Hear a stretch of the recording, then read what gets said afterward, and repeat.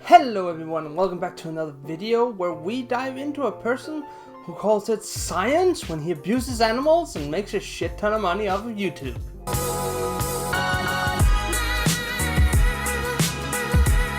Today, we're talking about the channel called Mad Science, mostly the English version of course.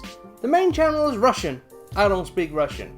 The main channel has over 1.8 million subscribers, and the English one has just short of 200,000, so a big boy. Now I assume you're all thinking, why am I talking about a channel called Mad Science? Well, he pits animals up against each other to fight, while of course covering under the disguise of predatory behavior. In spite of the fact that about 90% of the species don't even live on the same continent. And today I just felt that let's just dive right into it, rip the band-aid off. The first video I found is this one from August, where he is literally throwing a live scorpion into a fish tank and then sees who's gonna win, the scorpion or the piranha. Now the piranhas aren't alone, so first the scorpion attacks this catfish. Notice how the scorpion stings the catfish. He does not stop there. A little later, the scorpion attacks even piranha. It seems that if anyone should be called the king of the underwater world... Lovely. And then of course it attacks the piranha. No one was seriously injured. And this is where the disclaimer comes in, because you gotta have that when you do this shit. Now, I'm on the personal perspective that if you feel like you have to put in a disclaimer, you're probably doing something fucked up and you know it. Just saying. Now, in what fucked up world does it make sense to do this, you may ask?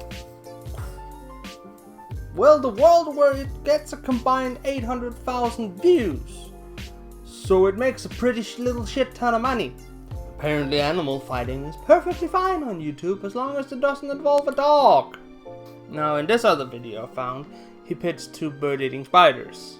Luckily it's pretty tame. He uses two species that aren't that aggressive at all. So we end up in a situation where they seem to be okay. But I have a feeling that wasn't intentional. Was it more of, he didn't know what the fuck he was doing? But the interesting part about this video wasn't exactly the video itself. It's what kind of people watch it. Because, let's be honest, they are probably, at least a good chunk of them, pretty messed up in the head. That's the word we're gonna go with here. These videos all have more likes than dislikes. People like this shit. And let's have a look. There's this comment. This guy literally wants him to take a spider and a scorpion and then starve them until either one of them dies of starvation or one kills the other.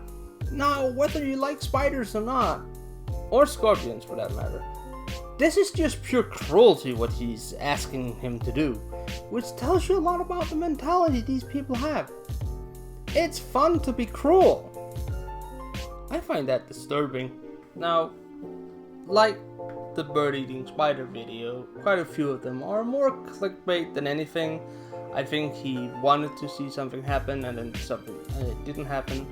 Or they're like, this one was just pure clickbait, where he puts up a Nile crocodile against a snapping turtle. Now, of course, for this to be plausible, he has to get them very young. So the Nile crocodile is what, maybe a year old? And snapping turtle a couple of years. That video in itself is not a problem. It's the premise for the video that's the problem. It is the idea of making this kind of content. This kind of content should not be allowed. I mean, what the actual fuck? And yes, I'm using that word a lot lately because I am not gonna be considered kid-friendly. That's the purpose of that word. Because right now, we're in a situation where kid-friendly content is being flagged, while this is perfectly okay. I find that beyond messed up. Now, there is a particular video I found on this channel that I really want to talk about, because it's basically a perfect video. It tells us all we need to know about the guy. It tells us how he takes care of his animals. It tells us how much he knows about the animals, and it tells us what he is willing to fucking do. Now, in this video, he pits a praying mantis against a gecko, in this particular case a leopard gecko, which I happen to know a few things about. I have some. Now the video starts like this. Gecko in the terrarium, why there is a conflict between them and how it all ended. Interesting. Just to be sure, there is absolutely zero information coming out of this. There is no value to this information. This is just being cruel for the sake of being cruel. Now, as we can tell here, this gecko is either extremely young or extremely stunted. A little later, you will see a fight between mantis and gecko. Do not worry, everything is fine with them. No one was hurt. Oh right, so the gecko is not hurt. Can get along with the gecko. I'd like to point to the attention of when he's feeding the gecko. Was conducted in the morning. You may notice that the gecko is still a little sleepy, but it's time to feed it. That's a pretty sluggish response from a leopard gecko. When I literally can't go into the room where I keep mine, where it won't come out and just stare at me waiting to be fed. And they will be very active. It will be very, woo, food. Well, this one is a bit sluggish and I know gecko's gonna be kind of dumb, but not that dumb. But the real kicker, the real showpiece is now when it's moving. Oh, by the way, it's the sand that's terrible too. Instead, he attacked the gecko. Obviously, he took him for a new victim. It can't lift its own body weight. It's more of a crawl than a walk. That's indicative of MBD, or metabolic bone disease. This is a disease reptiles usually get when they have a lack of calcium in their diet. That's why, you sprinkle calcium over its prey items and food in general, depending on what species of reptile you're working with. In the end, it causes a weak skeleton that's, almost rubbery, and it breaks quite easily, and they have massive deformities in their skeleton, and it can really go bad. Like in crested geckos, you often see the jaw is hinging, like it's just slack, nothing holds it up. That's a classic example, and this gecko clearly has it. And it's not that old, so it has to have had a terrible diet very early on. Just for reference, this is one of mine. Right around when I got it, I thought it was a little small, so I waited and it was a bit small. The rule usually is it should be a little bit bigger before you sell your juveniles. Look how she's able to lift her entire body, no problem whatsoever. She's always been able to do this. They're quite strong compared to their weight, so this should not be an issue. Yet this one just drags itself around.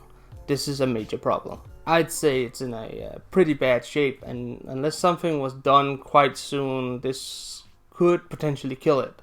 It could even be dead already. All because someone didn't bother putting calcium on the crickets. That's literally it. That's all you have to do to prevent this. And he didn't do it. It is the simplest thing you can do. Or just provide calcium within the terrarium. You don't have to sprinkle, just put some in. That can actually make a massive difference. And it's very clear, he did not do that.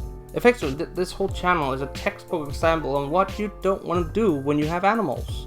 How do you not want to treat them? Because even in this single video, which is only 5 minutes long by the way, and there's more to see in it. So beyond the simple fact that he had a mantis attack a gecko, he puts a tree frog in it. He just takes a tree frog and put it down into this enclosure with his bare hand. Earlier we showed you a cocoon from I really doubt that hand was clean or even moist. You should have wet hands when you work with frogs. What he does here is effectively torturing the frog by simply putting it there. Frog skin is extremely delicate and has to be kept wet at all times. It's very important. That's why when you handle a frog, you have clean hands that are moist. Preferably you'd wear a non-powdered latex glove that you can make wet. That way there's no transfer of salts or anything to the frog which can hurt it. He just handles it with his bare hand and puts it on sand, which will dry out its skin, which can hurt it. I am shocked by that kind of casual abuse we saw in this video. Not only does it show continuous neglect of these animals, it shows the abuse and then the casual abuse that he's not even thinking about that he's doing by picking up the frog or putting it in sand. I don't even think he knows he's abusing that animal and torturing it. That's the sad part here. There's the part where he understands what he does is fucked up, and then there's the part where I'm pretty sure doesn't have a clue that he's causing harm to this animal. But to be honest, I don't think he cares really. What he cares about is the millions and millions of views. This is just about making videos, and he found a formula for a thing that makes him a lot of money. And that's the problem really. He does it to make money, and YouTube is allowing it by giving him monetization. These animals are abused because of it, and we really need to remember what kind of human being we are. I find this disturbing. I truly want to say, don't go watch. Don't go give him a view. I did that, so you don't have to. So that's gonna have to do it for today's video. If you liked it, you know what to do. And if you want to see more, you can subscribe. I want to thank you for spending your precious time here with me today. It really means a lot to me. And I'll see. Oh, no, right. Last subject I had, Hampshire. A YouTube colleague of mine, Liz Caldo, did a video about this guy. Very in-depth, very interesting. So if you want to learn a little bit more about him, I highly recommend that video. There's going to be a link down below, and probably also going to be around here somewhere. But until then, I'll see you next time.